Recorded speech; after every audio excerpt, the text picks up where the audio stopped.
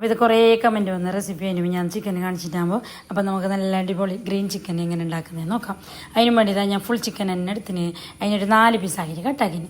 എന്നിട്ടായിട്ട് അതിലേക്ക് വേണ്ടതില്ലേ എന്തെല്ലാം ഐറ്റംസ് അറിയോ?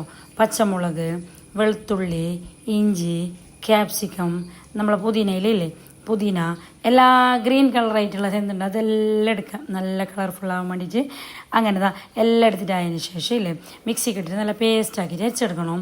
ആ ടൈമിന് ഉപ്പ്, കുറച്ച് സുർക്ക, കുറച്ച് മറ്റേ നമ്മളെ തൈര് അതെല്ലാം ഇട്ടിട്ട് അരച്ചതിന് ശേഷം ഇല്ലേ നല്ല ഉപ്പും പുളിയും എരിവെല്ലാം പൊടിച്ച ചിക്കനല്ലേ നമുക്ക് ഇഷ്ടം. അങ്ങനെ വേണ്ടി എത്ര നമ്മൾ എരിവിനനുസരിച്ചിട്ടില്ലേ എടുക്കാം.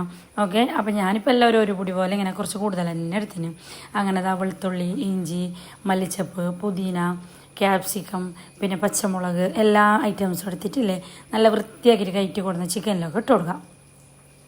അപ്പോൾ നല്ല ഉപ്പും പുളിയും എരിവെല്ലാം പിടിക്കാൻ വേണ്ടിയിട്ടാണെങ്കിലേ ഏകദേശം ഒരു 1 മണിക്കൂർ 2 മണിക്കൂർ മുമ്പ് തന്നെ റെഡിയാക്കിയിട്ട് വെക്കാം. അപ്പോൾ അതിലേക്ക് ഉപ്പും പുളിയെല്ലാം പിടിച്ചെങ്കിൽ ഒരു ടേസ്റ്റ് വേറെ തന്നെയല്ലേ. അങ്ങനെ പച്ചമുളക് ഞാനിപ്പോൾ ഒരുമാതിരി 10-15 എടുത്തിന്. നിങ്ങളെ എരിവിനനുസരിച്ചിട്ട് കൂട്ടുക കുറയ്ക്കുക എന്ന് വേണം ചെയ്യാം. അതാ കുറച്ച് ഒരു ലെമണ് നല്ല പാങ്ങൽ വീഞ്ഞു കൊടുത്തിന്. എന്നിട്ട് അരിയിലേക്കില്ലേ കുറച്ച് ഓയിൽ കൂട്ടിയിട്ട് നല്ല പാങ്ങൽ ഒന്ന് മിക്സ് ആക്കിയിട്ട് എടുക്കണം. ഓക്കെ, തൈര് പിന്നെ നമ്മളെ ലെമണെല്ലാം ഇല്ലേ ഇട്ടിട്ട് വെച്ചതുകൊണ്ട് തന്നെ ഇല്ലേ റെസ്റ്റ് ചെയ്യാൻ വെച്ച് എത്ര നല്ല സോഫ്റ്റ് ആവും ചിക്കന്. അതിലേക്ക് നല്ല ഉപ്പും പുളിയെല്ലാം പിടിച്ചിട്ട് തന്നെ നല്ല സോഫ്റ്റ് ആവും. അതുകൊണ്ട് 2 മണിക്കൂർ മുമ്പ് തന്നെ ഉണ്ടാക്കിയിട്ട് മിക്സ് ആക്കിയിട്ട് വെക്കാൻ നോക്കണവ.